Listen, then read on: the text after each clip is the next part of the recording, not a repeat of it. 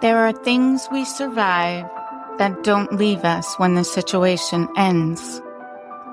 You can leave the relationship, leave the environment, even rebuild your life, and still feel like your body is living somewhere else, still bracing, still scanning, still waiting, because trauma doesn't just live in your mind, it lives in your body. And until your body feels safe, you don't feel free. Today's conversation is about that space, the space after survival, where everything looks okay on the outside, but inside something still feels off. Today I'm joined by Micah Louise, a somatic and energy practitioner who helps women come back into their bodies and learn how to feel safe again. This is a conversation about survival, disconnection, and what it really means to come home to yourself.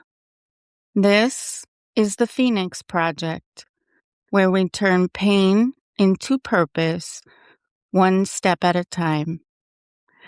Micah, I want to start here and just thank you for being here with me today. Can you share a little bit about your story and what led you to the work you do today? Yes, I can. I would love to say thank you for having me. Extremely grateful to be here. And I'll share a little about my story. I was raised by a single mom who struggled herself with mental illness and toxic relationships. My dad wasn't really around from a young age, so I never really had a strong sense of safety. As I got older, I started using early, drinking, drugs, was pregnant by the age of 16. Well, I actually had my daughter at 16, so I was pregnant at 15. And from there, my life just became a cycle. It was a cycle of toxic relationships, abusive relationships, addiction, mental health struggles. And I was married and divorced 3 times by the time I was 30.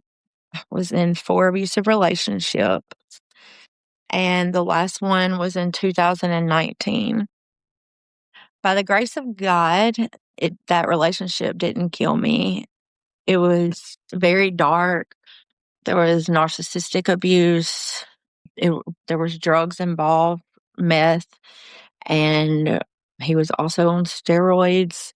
So the anger got really physical, turned really physical, and got really, really dark for me for quite a few months. Then I got out of the relationship, but still had contact.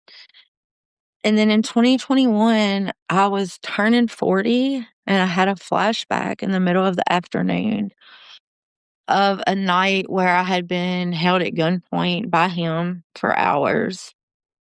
I could smell the strawberry conditioner that was in my hair that night. It was so vivid and so real. And in that moment, I kind of felt like everything broke for me. Realized then that my life was trauma, but I was just given another diagnosis. It was my 4th mental illness diagnosis, and it was CPTSD. So I was again put on medicines. So by this time, I'm on 9 mental medications because I'm also diagnosed daily anxiety, depression, and bipolar. So I was going through what I thought was my second mental breakdown. What I know now is that it wasn't a breakdown. It was an awakening for me. Wow. Thank you for sharing that. Thank you for trusting this space. And I'm sure that was incredibly tough to go through. I just want to acknowledge something. There are so many women listening right now who are going to hear parts of your story and recognize their own. the instability, the lack of safety early on, the patterns that follow. It doesn't Mhm. start in the relationship. It starts in what we learned was normal. Micah, when you were in those relationships, what did that actually feel like in your body and emotionally? It felt draining. I felt drained a lot. I used drugs a lot so that I didn't stay in bed and have depression. I felt like no matter what I did, I was never enough. Emotionally, I was a roller coaster. I had a lot of highs and lows. I had a lot of bipolar episodes that caused a lot of mania and anger. My energies were constantly shifting. I never knew what I was maybe. Um, and then, physically, I was always on eggshells. I was always on edge, like I was walking on eggshells. I tried to keep peaceful in my life, but my life was full of lots and lots of chaos. I never felt safe. I never felt settled. And I truly feel like I fought my entire way through life. I told somebody this about a year ago that, I was just so tired of fighting. Right. That feeling of never being enough. I think that's something a lot of women don't even realize that they're carrying because it becomes the baseline.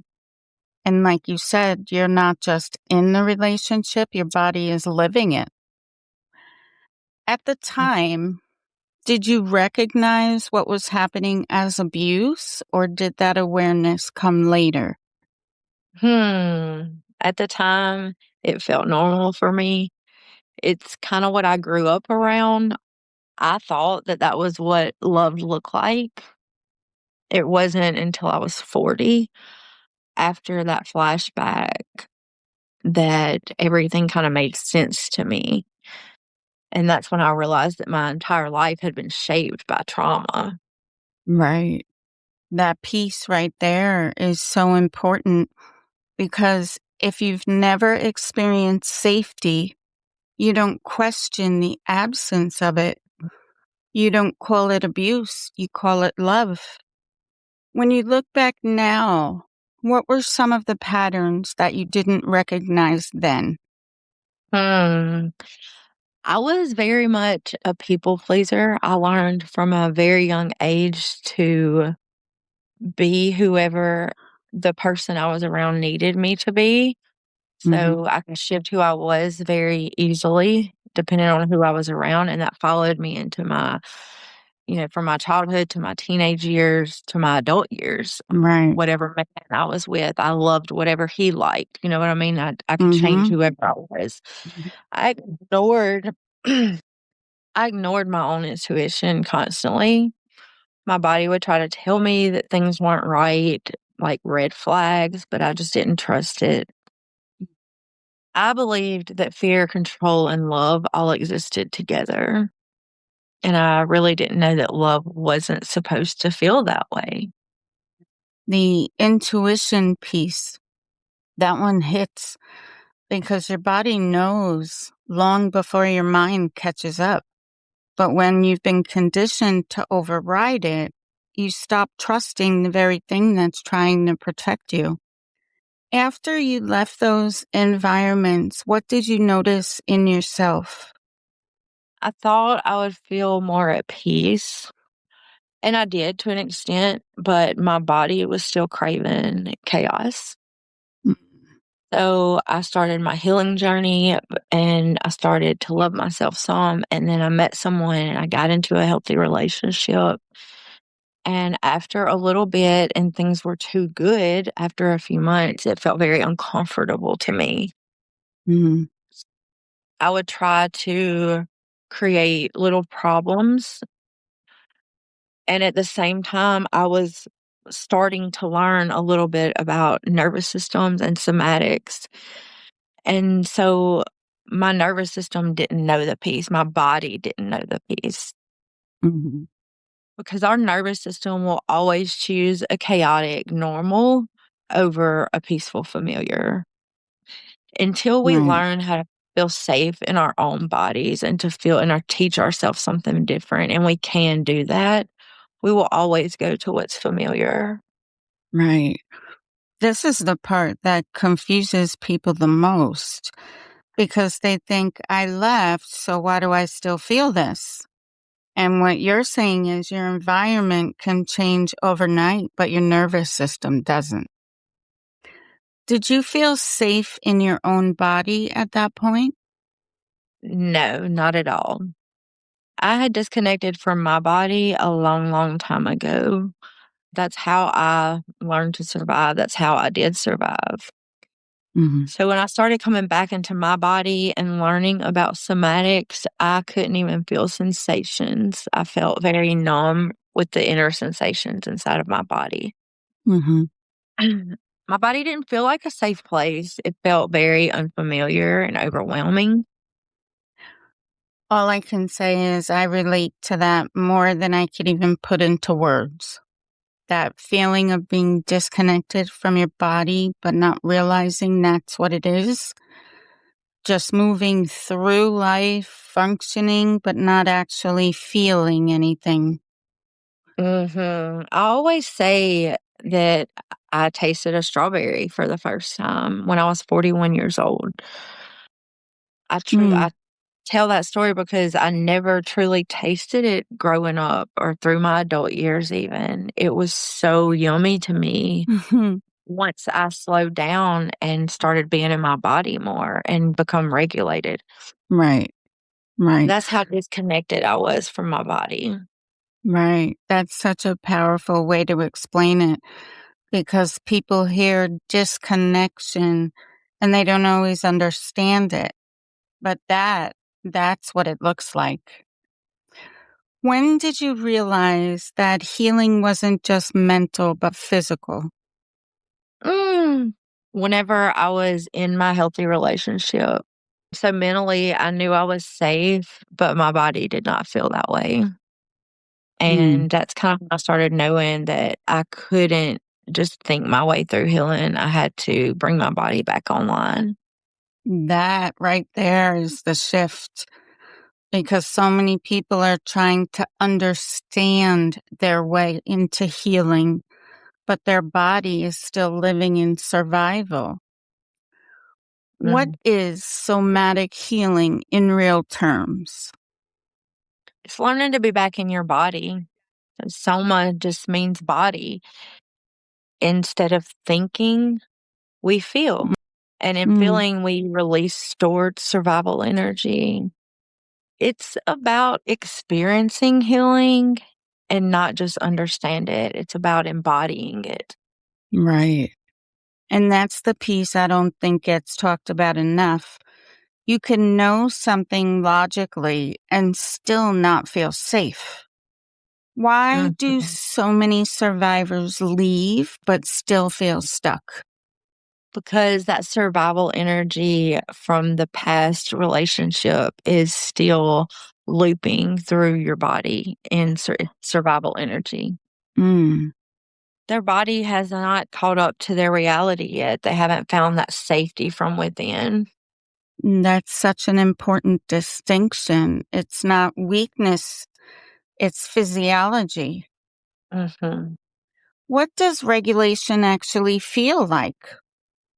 Regulation feels grounded, safe, and steady. It means it gives you the capacity to hold the hard moments without being taken over, without feeling like you're on edge all the time. Mm, not perfect, but present. What, Mhm. yeah. What Yeah. shifts do you see in women when they start feeling safe again? Ah, it's so beautiful, even for myself. But they laugh more. They become more free. They're not fighting with themselves anymore, like their body fighting their mind. It becomes one. Right. So, yeah, it's really a beautiful journey. They That's, start loving themselves as well. yeah. That freedom, that's what so many women are actually searching for.